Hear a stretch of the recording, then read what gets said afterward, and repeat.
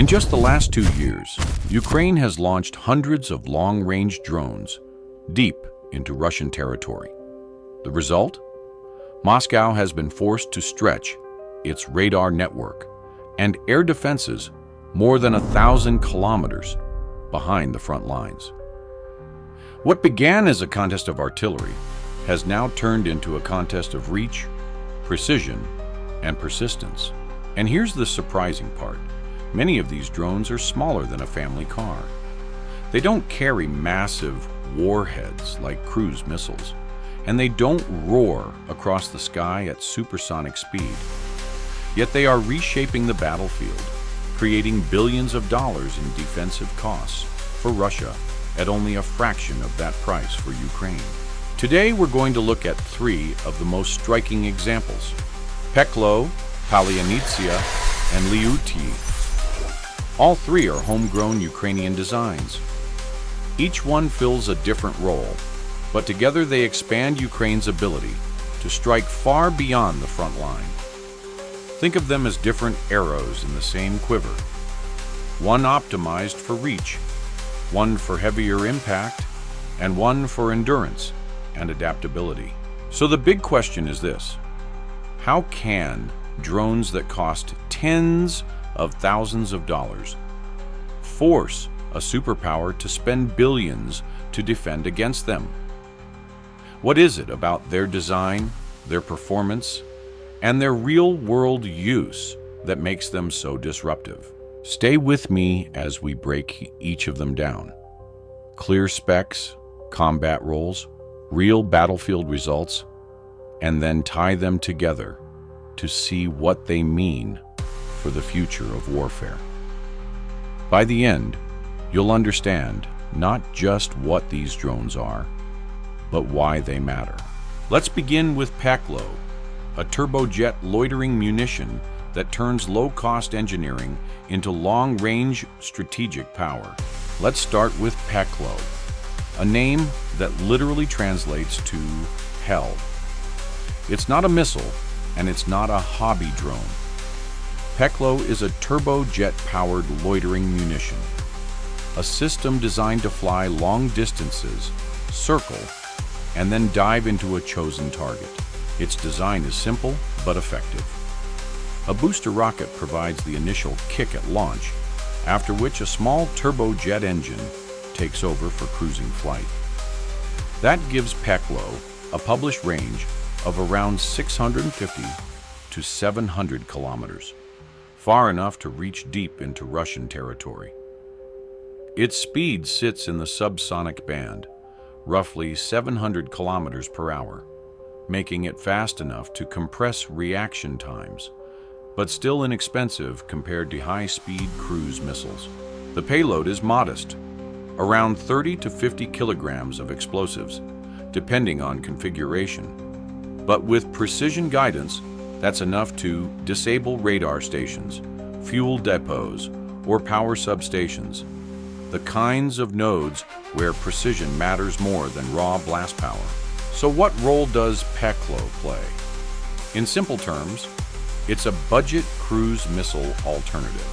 Consider the economics. A Russian Caliber cruise missile can cost several $1 million per unit. Peklo, by contrast, can be built for tens of thousands. That difference changes the entire calculus of modern warfare. Instead of firing 1 or 2 expensive missiles, Ukraine can launch waves of Peklo drones, saturating defenses and forcing the enemy to spend vastly more on interceptors than Ukraine spends on attackers. Functionally, Peklo is designed to strike critical infrastructure: radar arrays, oil refineries, power substations, even military production plants. Its turbojet allows it to cruise at low altitude, hugging the terrain, which complicates radar detection. The small radar cross-section makes it harder to pick up compared to larger cruise missiles. Another advantage lies in mass employment. Because of its lower cost, Peklo can be launched in groups. Even if some are intercepted, others will slip through.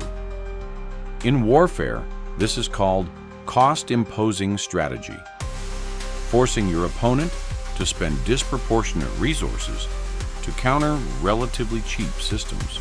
In short, Peklo is less about delivering a single knockout punch and more about applying steady pressure, draining the defender's pocketbook, and stretching their defenses across a vast area.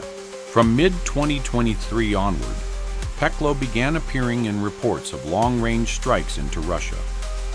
Western outlets noted its use in attacks on oil refineries, industrial plants, and logistical hubs hundreds of kilometers from the front line. This ties directly into Ukraine's strategy of deep strike operations, not just fighting in contested territory, but projecting power deep into the opponent's rear. By hitting economic targets like oil facilities or arms production centers, Peklo doesn't just destroy infrastructure. It creates ripple effects across the Russian economy. Repairing refineries or replacing damaged radar stations is both expensive and time-consuming. The effect has been visible. Analysts point out that Russia has had to reposition long-range air defenses, systems like the S-400, further inland to protect critical assets. That dispersal reduces the density of defenses closer to the front, indirectly helping Ukrainian forces on the battlefield. So even if each individual Peklo strike doesn't always destroy a target, the threat of Peklo reshapes how Russia allocates its defensive resources. That's strategic leverage from a relatively small system. Let's clear up a few misconceptions.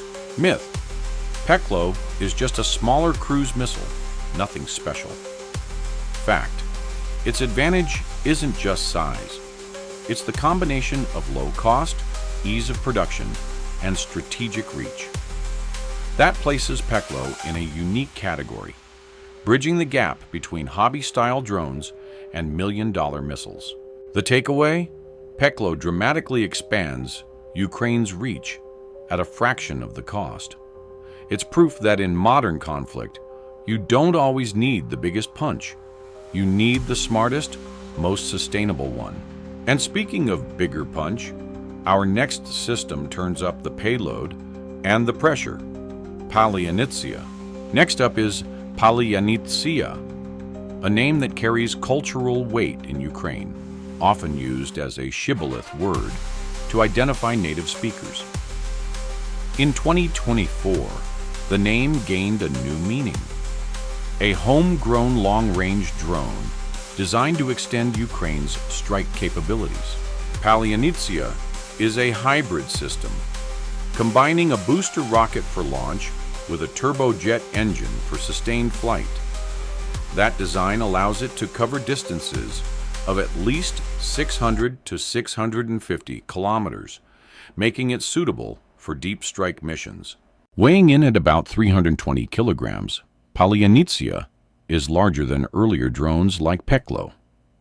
More importantly, it carries a warhead reportedly in the 75 to 100 kilogram range, enough explosive power to do serious damage to hardened infrastructure like oil storage tanks, bridges, or industrial plants. Some open-source reports suggest it can cruise at speeds near 900 kilometers per hour, putting it in the same category as a small cruise missile in terms of flight profile.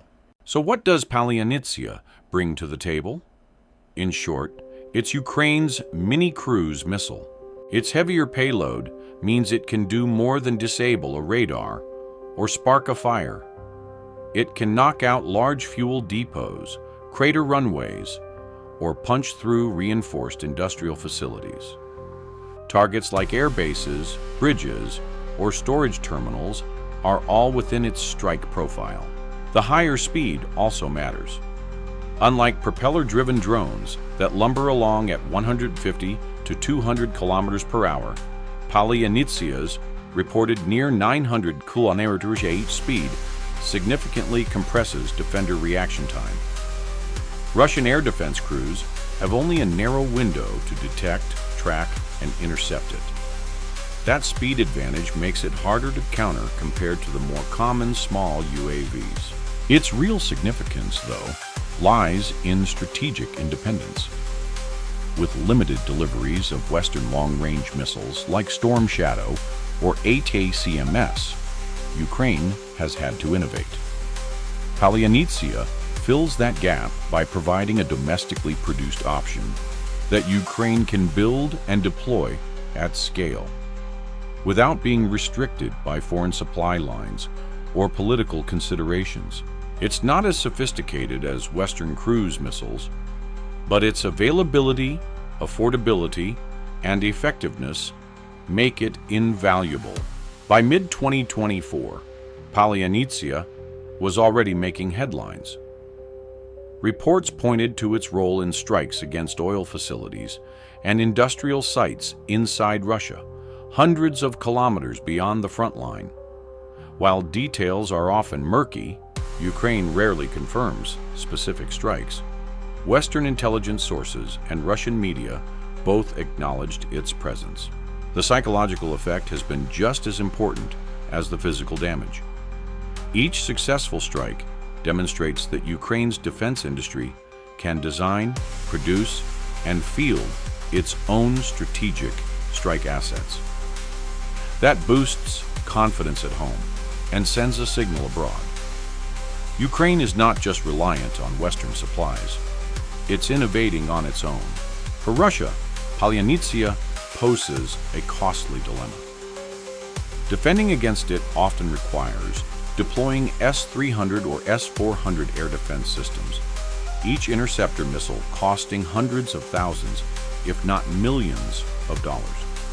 In other words, every Palyannitsia launched forces Russia to burn resources that far exceed the drone's production cost. That's the essence of asymmetric warfare, making your enemy spend 10 times more to stop you than you spent to attack. Let's break down a common misconception. Myth: Palyannitsia is just a cheap knockoff of Russia's Kalibor missile. Fact: while smaller and less powerful, its strength lies in cost efficiency and producibility. Ukraine doesn't need one-for-one substitutes for Kalibor. It needs systems it can afford to deploy in numbers. Palyannitsia represents a major step for Ukraine's domestic defense industry, an indigenous platform that extends reach, inflicts real damage, and forces a wealthier adversary to pay dearly to defend against it. And while Palyannitsia emphasizes payload and speed, our next system, LEUT, adds another layer: endurance, adaptability, and even AI integration. Now we come to LEUT, also designated AN-196. The name means fierce in Ukrainian, and it's fitting. LEUT is a long-range loitering drone that sits in a critical middle ground, larger and more capable than the Iranian-made Shahed 136s, often used by Russia, but smaller and more cost-effective than full-scale cruise missiles. According to open sources, LEUT carries a payload of about 75 kilograms of explosives, enough to devastate energy infrastructure or industrial facilities. Its estimated range is in the hundreds of kilometers, around 700 kilometers by some accounts, putting key Russian sites well within reach. What sets LEUT apart is its reported use of artificial intelligence for navigation and targeting. This doesn't mean it's autonomous in a sci-fi sense, but it does mean improved resilience against jamming and better pathfinding. In a battlefield saturated with electronic warfare, that capability matters. LEUT's purpose is straightforward: strike infrastructure targets that fuel and sustain Russia's war effort. Think oil refineries, fuel depots, and industrial plants. Where an FPV drone is suited for frontline strikes and a cruise missile is overkill in cost, LEUT fills the gap. Its payload makes it dangerous enough to ignite large fires or cripple production facilities, while its relatively modest size and cost allow it to be deployed in larger numbers. That's important because quantity can overwhelm even layered defenses. The integration of AI-enhanced navigation further boosts its utility. Russia has invested heavily in jamming technology to disrupt drone guidance, but a system like Lyuty can reroute, stabilize, and maintain its course with reduced reliance on external signals. This increases the likelihood of mission success, even in heavily contested electromagnetic environments. In short, Lyuty is not about one spectacular hit. It's about persistent, resilient pressure. Reports throughout 2024 linked Lyuty drones to strikes on Russian oil refineries and industrial storage sites. In several cases, local media described large-scale fires that spread quickly after impacts, consistent with a 75 kilo warhead detonating against flammable facilities. While Russian officials often claim high interception rates, even they admit that some Lyuty drones slip through. And in this kind of campaign, some is enough. A handful of successful penetrations can cause millions in economic damage, disrupt fuel distribution, or force shutdowns lasting weeks. Russia frequently highlights footage of Lyuty drones being shot down, but from Ukraine's perspective, the calculus is different. These systems are cheap enough to absorb attrition. Launching swarms means defenders may shoot down many, but statistically, some will always break through. And each one that does hit leaves a visible mark on Russia's logistical network. The effect is cumulative, both physically and psychologically. Facilities once thought safe, deep inside Russian territory, are now vulnerable, creating constant uncertainty. So let's separate hype from reality. Myth: Lyuty is just a copy of the Shahed 136. Fact: Lyuty is larger, carries a heavier payload, flies faster, and crucially integrates AI-assisted navigation. It's not a clone, it's a progression. The takeaway is clear. Ukraine has developed a homegrown platform that not only counters Russia's Shaheds, but also surpasses them in several dimensions. Lyuty shows that Ukraine can innovate under fire, producing drones that combine affordability, endurance, and effectiveness. And when you put Peklo, Palyanitsia, and Lyuty side by side, you see a layered arsenal that forces Russia to defend everywhere, all the time. When we line these three systems up side by side, a pattern emerges. Peklo is light, affordable, and built for reach. It's not about massive warheads. It's about saturating defenses and forcing Russia to spend far more on interceptors than Ukraine spends on attackers. Palyanitsia takes that idea further with a heavier payload and hybrid design, making it closer to a mini-cruise missile. It's fast, it's harder to intercept, and it's aimed at high-value strategic targets like fuel depots, bridges, and industrial plants. Lyuty fills the gap between small kamikaze drones and million-dollar cruise missiles. With a larger warhead, longer range, and AI-assisted navigation, it brings persistence and adaptability, showing that Ukraine isn't just copying adversaries, but leapfrogging in some areas. Together, they form a layered arsenal, small, specialized, asymmetric systems that impose costs far beyond their price tags. Russia can spend billions on air defenses, but if just a handful of these drones get through, the damage is done. That's the essence of modern asymmetric warfare, using smart, scalable tools to erode a stronger adversary's resources. The broader lesson is clear. Warfare is no longer just about the biggest missile or the heaviest tank. It's increasingly about how cheap, clever, and numerous systems can tilt the balance. Peklo, Palianitsia, and Liuti are proof that innovation under pressure can reshape the battlefield. So, which drone system should we break down next? Drop your thoughts in the comments.